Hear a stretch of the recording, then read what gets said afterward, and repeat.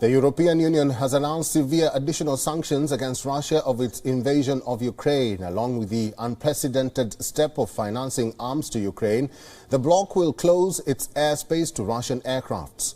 The European Union will finance the purchase and delivery of weapons and other equipment to Ukraine. The bloc aims to spend 450 million euros or $507 million of EU funds on weapons for Ukraine. A further 50 million euros will be spent on items such as medical supplies.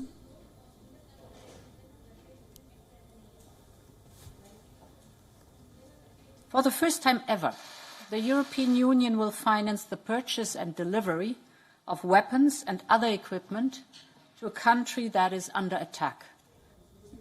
The earlier EU sanctions were on Russia's energy sector and the exclusion of certain Russian banks from the SWIFT messaging system that dominates global payments. The top official in the European Union said the EU would close its airspace to Russian aircrafts, including the private jets of Russian oligarchs. The 27-nation bloc will also ban Russian state media outlets broadcasting in the bloc. The bloc will ban Russian state-owned television network Russia Today and news agency Sputnik.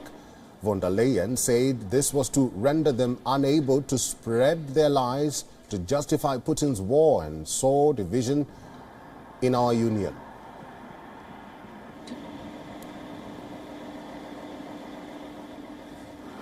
First, we are shutting down the EU airspace for Russians.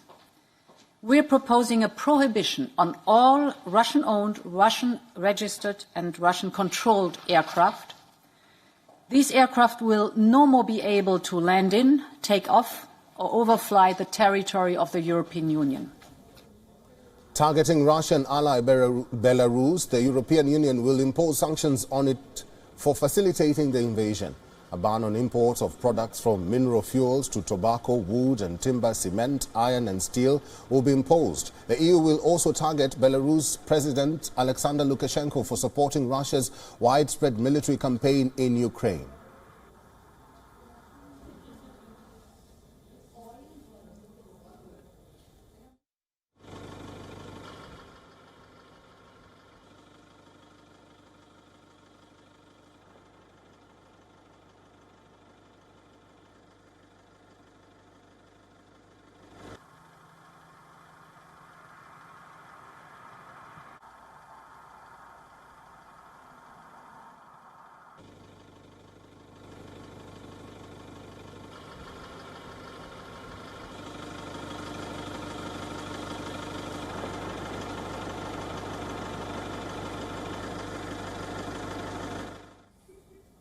Well, for more insights into the ongoing situation, we are joined by Jeff Smith, a research fellow at the Heritage Foundation from Washington, D.C. Jeff, welcome to WION.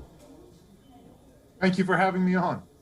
Well, Jeff, let's start with the humanitarian disaster in Ukraine. As the death toll rises, who is supposed to take responsibility for that? Obviously, some would say Russia should take the blame, but what happens to the families who have lost relatives, loved ones, lost a child, lost a home? How does a nation mend that? Well, maybe no surprise for you to hear me say Russia does bear responsibility for this. This was an unprovoked attack. It was a voluntary war launched by President Putin, one that very easily could have been avoided. I think that Russia does bear ultimate responsibility for any of these casualties. Unfortunately, the responsibility for rebuilding Ukraine is likely going to fall to the Ukrainians. I'm sure European partners and allies have already pledged support and aid. I'm sure the United States will follow through as well. I'm sure it will be an international effort to help rebuild Ukraine in the aftermath, but there should be no mistake about who is responsible for this destruction.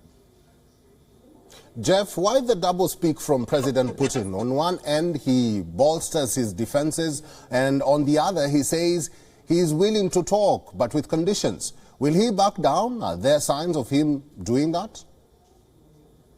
Well, unfortunately, doublespeak is fairly common for President Putin. We've witnessed it for years, if not decades now. So that's no surprise to us at all. What has been surprising, I think, to many international observers is the degree of resistance in Ukraine, the degree of difficulty that the Russian invading force has faced. Of course, we're piecing together bits of information based on social media accounts, videos coming out of Ukraine. Our information is very imperfect, but there does seem to be major resistance and, frankly, just logistical challenges that the Russian military is facing that I think few people anticipated. And so President Putin is certainly feeling some pressure right now. He has provoked a rather unprecedented response in Europe that I don't think he was counting on. And this is a much more challenging endeavor than I think he anticipated. Critics argue that the sanctions are putting pressure on President Putin, and they are indeed working. Would you say the same? Are sanctions the only option out of this crisis?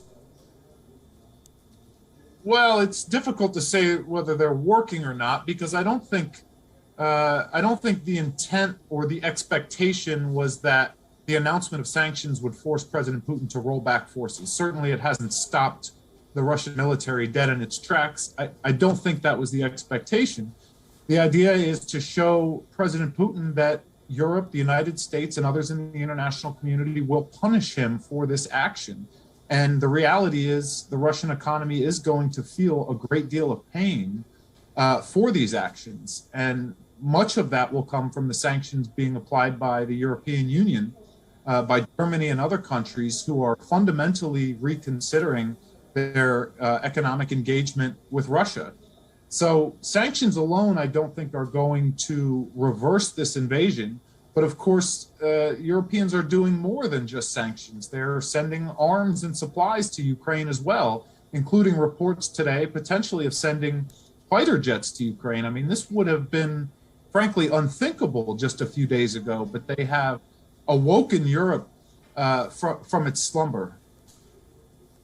Finally, Jeff, is the caution being taken by various countries towards Russia justified? And what would be the ramification of, isolating Russia internationally? Well, each country is approaching this issue, I think, with their own national interest in mind. Some have to approach it more cautiously than others because some have certain dependencies on Russia, their own crises, where they depend on Russia for things like defense supplies or international support. So I understand each country has its own unique calculation in how they approach this crisis. So we've seen some sort of abstaining while others are taking a much more critical approach. But I don't think, I think history is going to judge President Putin and this invasion very poorly. And I think standing on the side of freedom in a country of free people fighting for their freedom is a virtuous thing to do right now, even as every country has to weigh its own calculations. Jeff Smith, thank you very much for your insights and for talking to WION today. WION is now available in your country. Download the app now and get all the news on the move.